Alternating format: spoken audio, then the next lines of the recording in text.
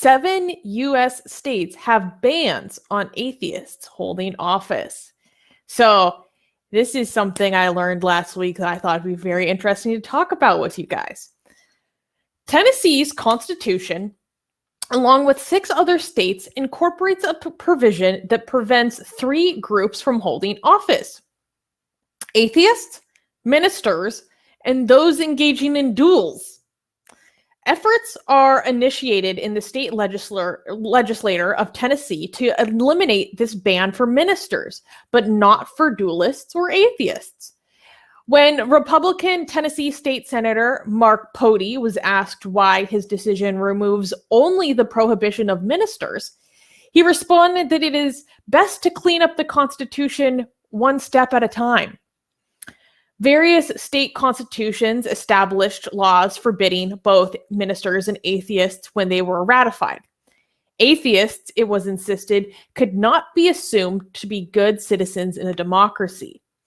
Well, the Supreme Court rulings in 1961 and 1978 have already made it unconstitutional to ban atheists and ministers.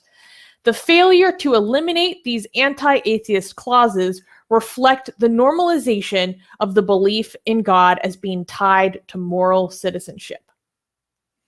So just to make it really clear, these bans that are on the books are unenforceable, according to the Supreme Court. They're unenforceable, but they are still on the books, right? And the fact that they are still remain on the books actually still causes consternation for various local politicians who are atheists, because even though the Supreme Court says that you can't actually revoke someone's, elected position because they're an atheist, they're critics of whoever this atheist politician is fling this in their face, saying you actually aren't even allowed to be in this position right now according to our state's constitution. It's an unnecessary obstacle for atheist politicians. Imagine if there was in their laws, like it's unenforceable because it's on, and like a lot of people are like, why are you guys upset about this? This is not even enforceable. But imagine if you had in the laws a law that was not enforceable because it's anti-constitutional, but it was against Muslims or Jews. I think the entire country would lose their mind, unjustifiably so. I'm not against that, right? But imagine if we had something on the books in the United States that oh yeah, Jews cannot hold office. But don't worry, it's not enforceable. Do you just think about the outrage? Right? Again, you could just walk over to atheists and you don't see that much of a backlash, right? But Rivka. So a lot of these laws not just disenfranchise people from being able to run for office, but they say things like you can't testify in court. You can't hold, civil office, can't testify in court, other things. So there's, according to, now, some of these may have changed, but I doubt it. So since 2015, Arkansas, Maryland, which is a pretty progressive state in some ways, Mississippi, North Carolina, Pennsylvania, South Carolina, Tennessee, Texas. So, and they talk about,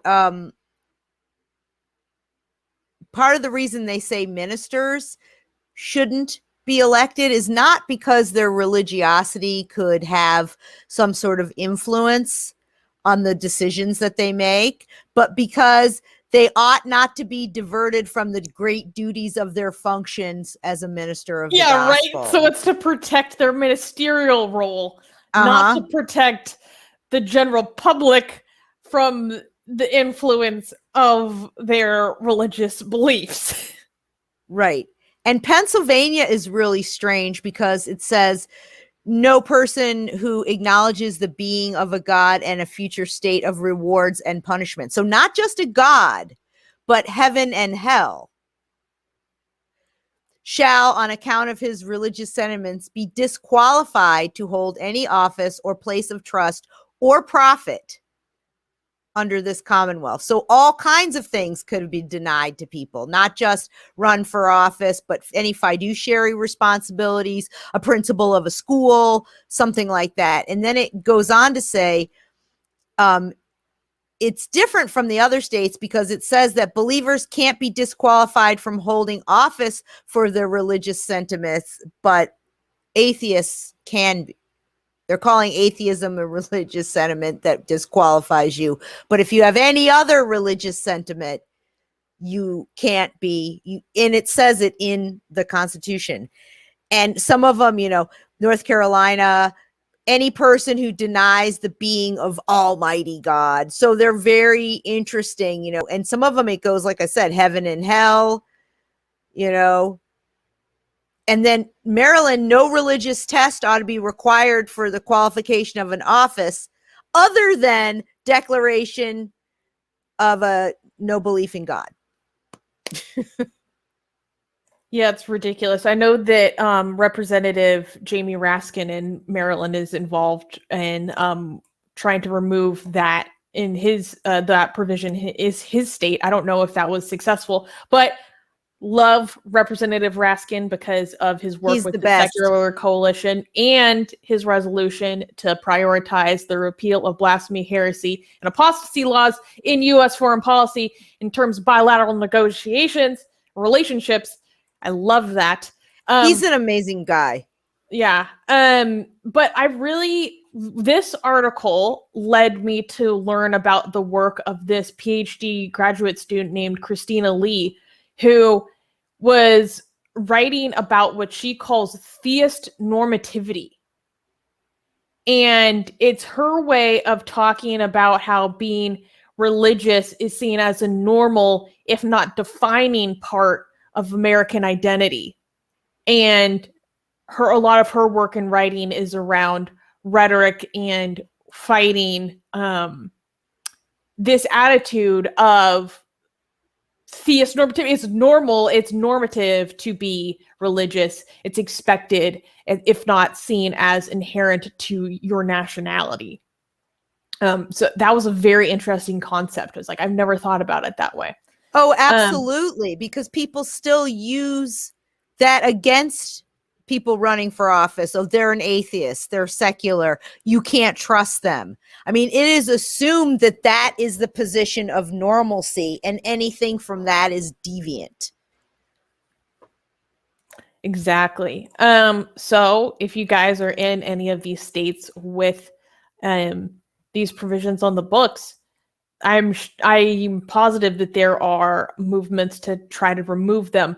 For example, I know Todd Stifel, who's an atheist activist and the chairman of the Openly Secular Coalition, is doing work to try to get some of this stuff removed. There's actually all kinds of strange laws that people never remove. And some of them are almost left there as, excuses sometimes, for some sort of, targeting and things like that. I've experienced that or heard, read about that, some law that you can't have a sticker on this side of your windshield, and no one ever enforces it except for when somebody doesn't like you, or, so there's all kinds of crazy ones, but the atheist ones are really detrimental in the fact that they know they're unconstitutional, and they still are using this as a way to undermine people's character. One final thought. One thing that Christina Lee says in her writings was, she's like, if there was any other clause or provision that said you're part of this protected group, religious, ethnic, sex-based, and even though it was not enforceable, if it was still on the books, politicians would be tripping over themselves to try to remove something like this from the books, even if it wasn't enforceable. So why are we not doing this for atheists? Why is this seen as not why are we treated differently? Well, and don't forget, this is within the environment where we had this recent rash of, in the last few years, putting "In God We Trust" up law in schools. All these governors and communities were signing laws that you had to display this. There's been a no rash of laws for prayer or moment of silence coming back. There's all kinds of the whole 10 Commandments, Michigas, where different displays of it, and Roy Moore in Alabama, and defying the judge. So all of this is almost seen as some sort of good fight that people are doing. And so this religious normativity is absolutely the case. And then also, I've experienced oftentimes, if you rebel against this or say anything against it, people say, well, what, you should just be quiet. It's not bothering you. Just keep scrolling or walk on by. So the assumptive position is that the onus is on the secularists to deal with it. All right, this is a good You segue know? to our next news, I guess, right? Well, we do have to do it, and that's why we have the Freedom from Religious Foundation. Guys, go support the Freedom from Religion Foundation for doing the difficult work of being those secular people who do have to go defend, not themselves, but actually everyone else. Hey guys, if you're a fan of blasphemy and sexy Callie, like me, then you need to be sure to subscribe to our newsletter, link in the description below. Because if you subscribe, we will send you a free copy of our Blasphemous Art ebook. And let me tell you, it is the tastiest blasphemy that you can find anywhere available today.